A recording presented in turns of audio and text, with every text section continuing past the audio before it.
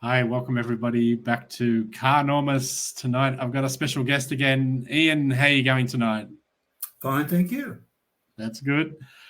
Tonight I wanted to talk about what cars are coming to Australia in the next year or in 2025. So I've got a bit of a list of some cars, some brands we probably haven't even heard of. I know I haven't heard of some of these brands, but apparently they make a lot of cars already, and we're going to kick off with the first one, and that is a brand called Aon.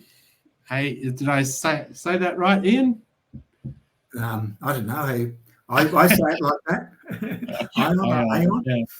There you go, Aon. So they're expecting to come to the Australian market in 2025, and pure EV brand from Guangzhou Automobile Corporation. What do we know about them, Ian? So GAC make both Honda and Toyota cars in China, as well as their own brands. Yeah. And in total, they sit overall 9th and then also 18th in their two main different brands in the table of best-selling brands, which would put them in total, around about 5th or so in China. So this year they've sold about 500,000. They've built about 500,000 cars in China. Right. So it looks like the first one we're getting is Aon V, which looks like a mid to small size SUV, which seems to be the popular area for cars to start, new models anyway, like the Atto 3. Yeah, I mean, they're a legacy automaker, mostly. Yep. Their EV business is like most EV businesses, not yet at profitability. Right. So we expect this to be priced around the same price as Atto 3, Ian, something mid to low 40s. Not sure where they're going to position themselves. It depends on what equipment they bring, what specs they bring. It's all a bit. Sure. Yeah, absolutely. Yeah, because So we might as well go from A to B and talk about BYD. So BYD, apparently we'll be seeing some new cars from them in 2025, and the first one will be the BYD Shark. Well, that'll be in 2024 is the prediction that both the C-Line 7, the BYD Shark, and one other are rumoured to arrive this year. Wow. Whether they actually make it or not. But they're China's biggest car maker, having overtaken Volkswagen and Toyota, who were the Volkswagen were for well over 10 years the biggest brand in China. But now the Chinese brands are rising up, and no one's become anywhere near as big as BYD. And they weren't in the top 10 a couple of years ago. And now there's no one close to them. So just some hot gossip for the audience. What's going to come first, you reckon? BYD Shark or the C-Line 7? C-Line 07? I don't know for certain. The rumours are the Shark will come first, but the C-Line 7, there's a lot more. We've seen a lot more examples of the right-hand drive around. Okay, yeah, because there's some predictions that could come. Yeah, so some predictions that could come in the next month or two, but I doubt that would be the case. I would say at the earliest December, if not next year, is my guess. No, I think it'll come fairly soon. Yeah, okay, yeah. So should hear some announcements from BYD in the next month or two. Would be it's interesting. I don't think they're making any announcements at this car show in Melbourne that's coming up. No. Yeah. Okay. So the next brand that we probably haven't heard of is Rodaro RD6, and this is one for the popular ute market, which is going to explode with we're going to be a big shake-up in the ute market. I would hope, with EVs coming into that sector. What do you know about the Radaro, Ian? They used to be called Radar. They've renamed the brand for it. It's an SAIC brand. Okay, so that's Shanghai Auto something Corporation. It's MG, basically. Yeah. Most MG, yeah. we think of them as. Yeah.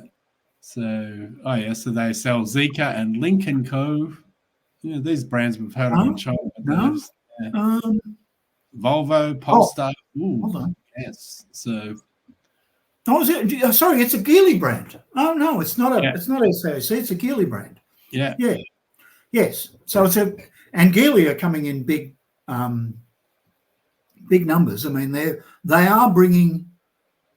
Whether they're bringing the Geely brand itself, a car's been spotted here. Geely have a very hot competitor to the Atto 3, which basically outdoes the specs for the Atto 3 for a similar price in China, slightly more, but slightly better equipped, and sort of has leapfrogged the Atto 3, which was a real class leader in that class. But then again, it's been out 3 years. So, the Atto 3 has been out 3 years. Yes, yeah. So it'll probably get an update, but they have also brought out their own version of like a Blade battery in that car. Oh yeah, I've seen that one. It's the mini Blade. It's of half size. Yes, is that the one? Yeah. It just shades the specs in quite a few areas and is just as good to drive, and pretty much the same build quality as the Atto 3. If you bought out a battery, it's their premium brand, and they have the Zeekr X is already been certified in Australia. So it's the first of the Zeekrs we'll see. Yes, and I believe that this weekend, if you're in Melbourne, you can go and see one at the EV car show in Melbourne. They're going to have Zeekr X on display. And just talking about that half-size Blade battery, Ian, if the Blade battery is half-size, that means we can probably get double the voltage out of it. So we could be talking 800-volt architecture, do you think? Those ones? Well, 800-volt architecture is... Even the Atto 3 has 800-volt architecture, actually. Just doesn't have an 800 volts in it. So, the 800-volt architecture gets over quoted. But, they could have a close to 800-volt battery. Yep. So, because I know those new Geely batteries, they're quite fast at charging. So, faster than probably double what we're used to in the Atto 3, which is around 88 kilowatts. Yeah, the Atto 3 is not a very aggressive charging rate. Yeah, correct. Yeah. Anyway, so that's going to be a competitor to the BYD Shark, and I don't know who's going to get here first, but it says around mid-2025, so I think the BYD Shark will beat this one. But this will be full EV. It's fully a competitor to the BYD Shark. The BYD Shark is a ladder frame vehicle. This is a monocoque vehicle. So it's more like a Subaru Brumby or something like that. Yep. Or the traditional Australian, Falcon Utes, those sort of things that were, where the whole body, there's no gap, as you see, between the tray area and the rest, like there is on the ladder frame vehicles, where the back part is a separate part. So it should be lighter, but lighter duty truck. Yeah.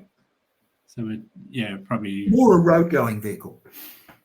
Yeah, which is probably more suitable for tradies, but I guess they like those big, high, macho looking vehicles. Well, like the Ram and stuff. The pickup, the American style ladder frame pickup has taken over from the old Australian Ute of the Ford Falcons and Holden Commodore Utes of old. That's it. All right, we better keep moving. So that's a Geely brand, and that's one product they've got. They can have many products in their lineup. Well, what they haven't mentioned there is the Smart brand, which is another Geely one. Yep. Let's see who's next. There it is. Well, that's another Geely brand. Yep. So they have certified and got Australian compliance on 2 models, which is the Smart 1, and you probably have a picture of the other one there. This is Smart 1. So this is probably the smallest one, I would say. So vehicles, yeah. And then what's the next one is, Smart 3. So it looks more like an Atto 3 size one, would you say, Ian? I think it's slightly bigger. I think it's the same base vehicle as the ID4 VW. And the Smart 1 is the ID3, I think. Right. VW was the same platform or something. Yes, this looks very tempting. 200 kilowatts and all-wheel drive. That sounds very nice. I would so they're sort of set to compete with those models in Europe, and they've been in Europe for a while. Yeah, so we're going to get these in Australia. Do you think they'll be able to match the pricing of Tesla, though, Ian? I don't know that they'll try. Who knows? Yeah. So they're not that aggressive on price in Europe. Yeah.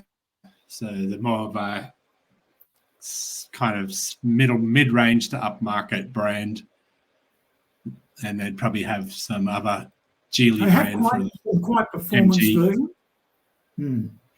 Yeah. So Geely have got all these brands. How did Geely sell in China, Ian? Where are they? How many cars do they sell? Geely are one of the top brands in China. Where's their table? I've got it here somewhere. So Geely are number 3 individual brand. That is, if you break Volkswagen sales into the 2 brands that there are Volkswagen in China, combined the 2 brands sold 1.2 million in the first half of the year, but Geely sold almost 1 million vehicles in the first half of the year by itself. Right. So about 60% or 55% as many cars as BYD sold this year. And they're fast rising. And they sell more internationally because they've got quite a number of brands. They've got Lotus, they've got Proton in Malaysia. Yeah. Because I'm just noticing, Ian, we're going to get quite a lot of new brands in the Australian market. What's that going to do to our car market, do you think?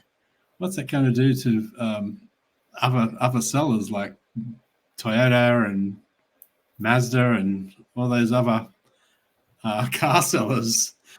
Well, Honda aren't going too well. No, Nissan haven't been going too well. Some of these brands are going to start to die out. The Nissan might stop selling mainstream cars, anything other than potentially utes and large 4-wheel drives, for example. Yeah, no, Honda, they're not looking good. Yeah. So, I mean, we probably won't end up with that many new brands, in that we'll end up with more. Yeah. But it's the time when the car market is hurting generally. Sure. There's a huge anti-EV propaganda of fear, uncertainty, and doubt. Yep. And you get stats saying how, EV sales growth has slowed and it's almost stagnated. But in fact, ICE sales have gone way down. Yeah, because that leads to the next big question. If ICE sales are down, and I believe there's a lot of stock laying around of ICE cars. And, one particular YouTuber has mentioned that there could be 1 million ICE cars in the, I think it was 1 million. No, I think it's 3 million. 3 million just in the US, is it? As stock waiting in cars. Inventory in the US, 3 million cars unsold. How are they going to sell those cars? That's the electric Viking you were saying? Yes, he has said that. Yeah. So I don't think there's 3 million EVs laying around unsold. So they might be in trouble, I think. Well, there's a lot of, the US has this, you may have heard, they've got an election coming up. Yep. And that creates a lot of uncertainty because, Donald Trump has made various noises, and the other side's pushing that they want to further keep going on climate, and Trump wants to slow down on climate. What's going to happen? No one knows. Yeah. No one can be certain who will win, So what it will mean if they do win. So no one's buying cars and houses at the moment, you think? Well, I don't know about houses. Houses have less impact. Yeah. Oh, well, everybody's putting off big purchases until they know the who. Well, the biggest thing is that, what's going to happen with cars? Is the future going to be EVs? In which case, do you hold off on buying a nice car? And then, but you're looking at buying an EV, you go, well, what if the future's not EVs? So I'll hold off buying that as well. Yeah. Anyway, we better move on. That's a topic all in itself, the United States car market. Right. Who's next on the list? Yes, another Geely brand. Is that right? The Zeekr X. Now, this looks like a very nice car, I have to say. But I'm kind of looking at it and thinking, that's going to be more expensive than a Tesla Model Y. And I don't think it's as big. Than a Tesla Model Y. It's more like the size of an Atto 3. Yeah. It's a sort of, people find it a bit strange, the Zeekr X. But Zeekr are generally upmarket. That's their smallest and least expensive model. Yeah. They will be bringing another Zeekr this year, in theory.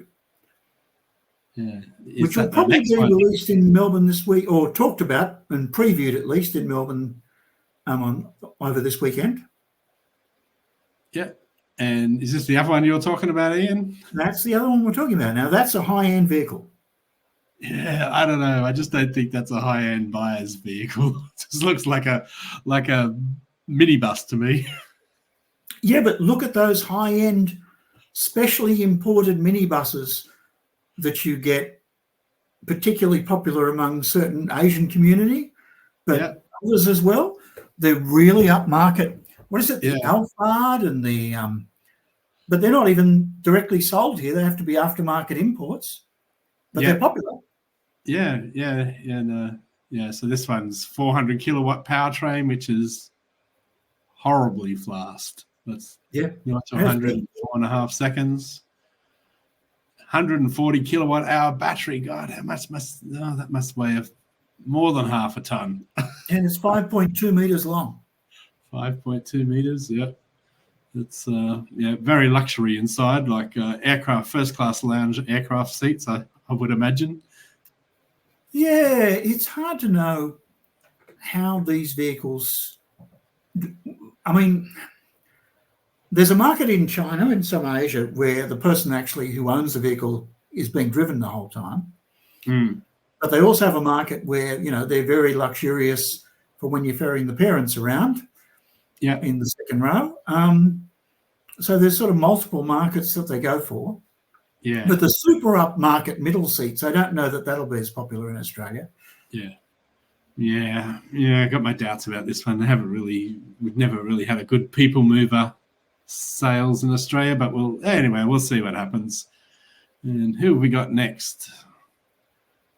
Leap Motor. I don't know much about Leap Motor, Ian. What can you tell us? Oh, budget EV. Leap Motor is being brought to Australia by Stellantis. There you go. So you know Stellantis? I do know Stellantis. They've got a lot of European brands like Fiat and some American brands like Dodge and Chrysler, Jeep. Chrysler, yeah. But also Jeep. Peugeot, Citroen. Oh, yeah. Yep. Maserati. Specialist auto brands. Yeah, it's this real amalgamation of companies that used to be all by themselves. And now they're all under the one umbrella of Stellantis, and it's a question as to whether that's how many of the brands will go there to die and how many of the brands will survive. Yeah. But overall, it's a big group. So, yes, it's everything Chrysler and Jeep from America, Fiat, Maserati, Lancia, and all the brands from Italy, Peugeot, Citroen, Deus from France. So all of France apart from Renault. Yeah, I think that's a big seller in Europe, isn't it? A big seller in Europe. Dacia Spring something, is it? Dacia. Is that a Cheap EV. cylinder? I'm not sure. Yeah. The Chinese-made car, but I'm not sure who. Yeah. Full story. Yeah. But yeah, I do know this. Darcy Springs is a super cheap vehicle for a quite cheap price. Yeah, that's what sells. Yeah. Well, it's one market that sells. Yeah. Yeah.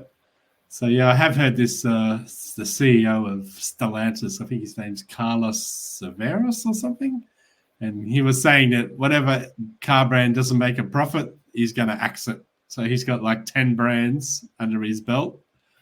And well, his words are a bit ambiguous. It's like it's like he came out and said, "Well, if you don't make a profit, you'll be out." Yeah. And then he came and said, "No, that doesn't mean we're closing down the brands. It just means they're under pressure to perform." Yeah. But I think he's onto a winner with Leap Motor. I think he's gonna get with the program and get some EVs in his lineup of cars, because as we all know, EVs are going to have a big place in the market, and if you're not selling any EVs, you're in big trouble, I reckon. Yeah. It's going to transform to EVs. How quickly? It's still, for the next few years, there's still less sales than there are ICE sales. Yep. All right. Well, that does look like a nice car, and I like the fact that it says it's a budget EV brand. So it'll be interesting to see when this one comes. When are they saying it's going to come? As soon as late 2024. Wow.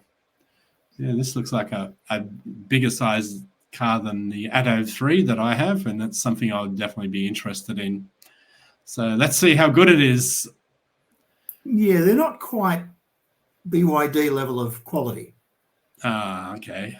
Yeah. But there's going to be a lot, and a lot of those mid-size EVs coming. And what's the next one? It's a little one, a small little. Now this could be cheap. Yeah, looks a very like Fiat 500 sort of thing, style or size. Yeah, so it's almost a competitor to the BYD Seagull or Dolphin Mini. Right. Okay. So does it say anything about which time it's coming to Australia? No. So 80 kilowatt motor, 30 to 40 so the BYD Dolphin's coming out with a stripped down version model. So they're going to take out a lot of the features of the car and bring it to the market at a cheaper price. So that'll be interesting. Probably no sunroof. And what else could they take out? Sunroof? Exactly what will happen, who knows? Yeah. But they're trying to go after that cheaper end of the market. And yeah, I've heard there's one coming. So that could be your fourth vehicle that you were talking about, Ian. No, I don't think that's the fourth one. Let's see. All righty. What else do we have? Yes. This looks like a nice car too. Xiaopeng G6. And a Chinese Tesla. Chinese Tesla. If you're in Melbourne, you can actually go and see one of these. I haven't seen one yet, but I'm keen to see it, but I won't be flying to Melbourne this weekend. So I'll have to wait until it comes to Sydney. But what do you think about this one, Ian? Is that a Model Y sort of price, do you think? Yes, I think so. It's generally in most markets where it's launched, it's a Model Y price vehicle. It's a very much direct Model Y competitor. But these are the interesting brands, the brands that don't have an established manufacturing base. They don't have volumes. They've never made a profit. But Tesla didn't make a profit for 17 years. Wow. Yeah. It's a hard business, the old car industry. You're starting up in the car industry. It's a long, hard road. But they've got partnership with VW now. Yes. Yeah. Exactly how that works is an interesting one. But the reason why VW's got a lot of partnerships, but VW has also got its own problems. Yeah, because I think they wanted to be partners with this company because they're quite technologically advanced in their EVs and their software. They even make flying cars. Yes, the flying car. Yes, made by Xpeng or Xiaopeng. They've got Yeah, two so more. it's a very promising. Yeah, I do like their cars and I do like their technology. So their self-driving technology has been very good. Yeah, I'm keen to see this one. So I would like to buy one of these actually. So, but I've got to have a lot of choice next year by the looks of things. In if I want to trade up, it's going to be a lot of good cars coming to the market in Australia. So, so what else do we have? It's going to be a big market over the next period. Yes, going to be very exciting. I would say with all these players in the market, it's going to be a good time for buyers. So let's hope that's the prices keep coming down.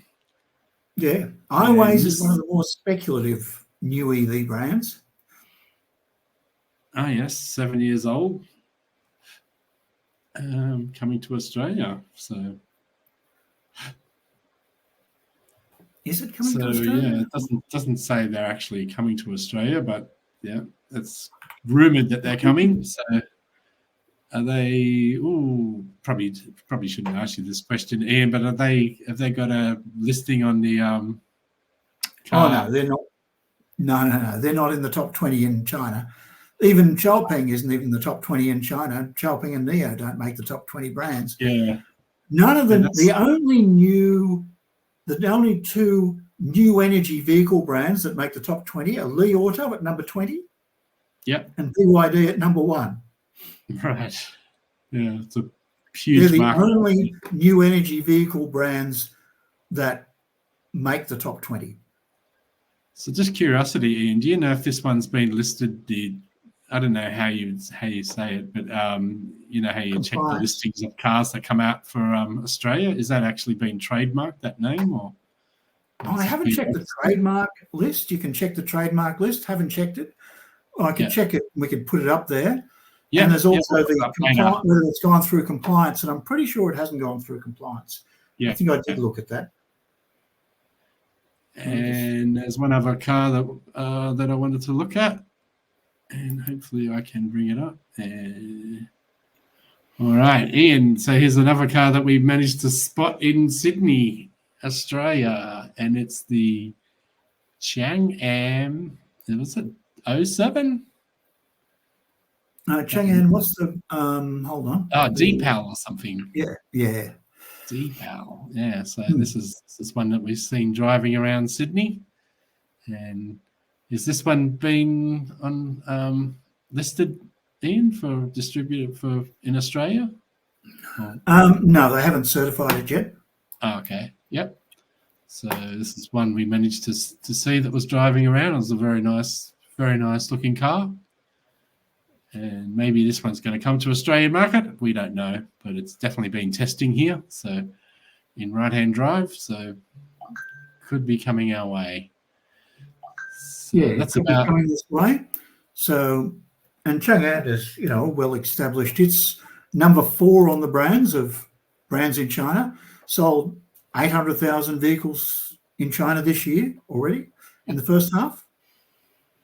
So they know how to make cars. They're not the most prestigious brand, but they make this car is quite upmarket in specs.